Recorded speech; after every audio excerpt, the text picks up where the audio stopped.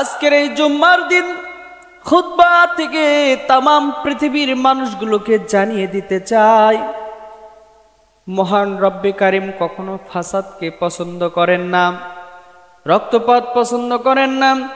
আল্লাহ রাব্বুল আলামিন গোলাগুলি, মারামারি, হট্টগোল কখনোই পছন্দ করেন না। এমনকি আমার নবী বলেছেন, ও আমার সাহাবীরা, যখন তোমরা কোনো যুদ্ধে বিজয় লাভ করবে তখন তোমরা খবরদার খবরদার নারীদের গায়ে হাত দিবে না, শিশুদেরকে আঘাত করবে না, এমনকি রাষ্ট্রীয় সম্পদের কোনো ক্ষতি করবে না, বাড়িঘর জ্বালায় দিবে না, পুড়িয়ে দেবে না, ভেঙ্গে দেবে না। এগুলো আমার রাসূলের আদর্শ। খবরদার খবরদার এই কাজগুলো কখনো করবে না।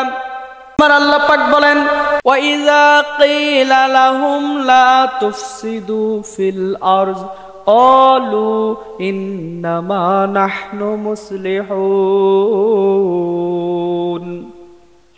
আল্লাহ তাআলা জানিয়ে দিলেন, আর যখন তাদেরকে বলা হয় তোমরা জমিনে ফাসাদ সৃষ্টি করো না, আর যখন তাদেরকে বলা হয় তোমরা জমিনে ফাসাদ সৃষ্টি করো না, তারা বলে আমরা তো শান্তি প্রতিষ্ঠাকারী।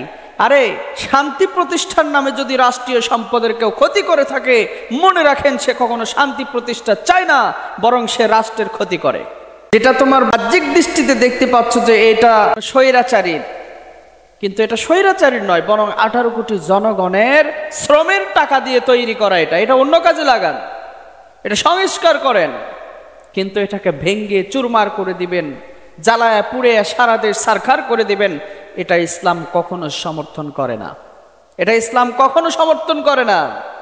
ফাসাদ সৃষ্টিকারীকে আল্লাহ ভালোবাসেন না। আমার ভাইরাম, এই জন্য আমাদের গভীর মনোযোগ দিয়ে শুনতে হবে। আল্লাহ রাব্বুল আলামিন বলেন তোমরা জমিনে ফাসাদ সৃষ্টি করো না, কিন্তু ওরা বলে আমরা ফাসাদ করি না, আমরা মীমাংসা, আমরা শান্তি প্রতিষ্ঠার জন্য এগুলো করে। কিন্তু আল্লাহ বলে না না, তোমরা যা করতেছো এটাতে শান্তি আসতে পারে না। ভাঙ্গা চূড়া করলে শান্তি আসে না, জ্বালাও পোড়াই করলে শান্তি আসে না, মারামারি হত্যাকাণ্ড করলে শান্তি আসে না। এ দুনিয়ার মানুষ, তোমরা যদি শান্তি পেতে চাও আমি রবের কোরআনের দিকে ফিরে আসো। কার দিকে? তোমরা যদি শান্তি পেতে চাও কিতাব আল্লাহ ওয়া সুন্নাতি রাসূল, আল্লাহর কিতাব এবং রাসূলুল্লাহর আদেশের দিকে তাকাও। আল্লাহর কিতাব কি বলে আর রাসূল কি করেছেন সেই দিকে চলে আসো।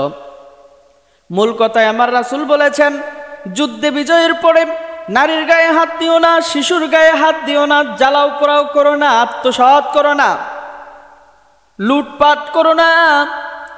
এগুলো আমার রাসূলের আদর্শ শিখানো পদ্ধতি। এগুলো বাদ দিয়ে যদি কেউ লুটপাট করে আর বলে আমরা শান্তি চাই, মনে রাখতে হবে ওই যে আগে বলেছিলাম একদল খেয়েছে আর একদল খাওয়ার জন্য রেডি হয়ে আছে। এরা রেডি হয়ে নাই, বরং রেডি হয়ে লেগে পড়েছে। রেডি হয়ে কি করছে? লেগে পড়েছে। সেটা কেউ হোক, যে কেউ হতে পারে।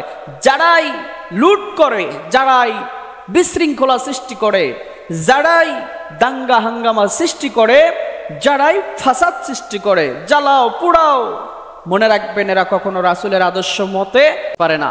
মনে রাখবেন এরা কখনো শান্তি চায় না। এরা নিজেদের উদর ভর্তি করার জন্য যা ইচ্ছা তাই করতে পারে। প্রিয় ভাইরা আমার, এই জন্য আমরা ফাসাদের কাছে যাব না। আমরা শেষ নবীর উম্মত, আল্লাহ আমাদের বড় মহাব্বত করেন, শেষ নবীর উম্মত বানিয়েছেন। আল্লাহর কথা, আল্লাহর হুকুম এবং রাসূলের আদর্শ মতো চলাটাই আমাদের জন্য খুব জরুরি বিষয়। আসুন আমরা ফাসাদের দিকে না যাই, রক্তপাতের দিকে না যাই, দাঙ্গা হাঙ্গামার দিকে না যাই।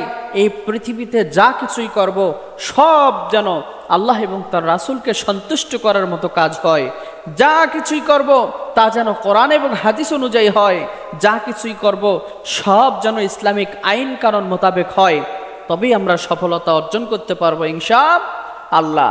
নচেত নিজের মন গড়া মতো যা কিছুই করব, নিজের স্বার্থ হাসিলের জন্য যাই করব, সব ধ্বংসের দিকে ঠেলে নিয়ে যাবে।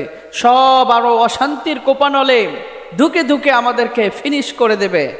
তাই শান্তিপ্রিয় সমাজ, শান্তিপ্রিয় মুসল্লিবৃন্দ, আপনাদের কাছে উদাত্ত আহ্বান জানাই, যারা জ্বালাও পোড়াও, ভাঙচুর, হ্যাঁ বিশৃঙ্খলা ফাসাদ সৃষ্টি করতে চায়, আল্লাহ তাদেরকে পছন্দ করে না, রাসূলও তাদেরকে পছন্দ করে না। আমরা যারা মুসলিম আছি আমরাও তাদেরকে পছন্দ করি না।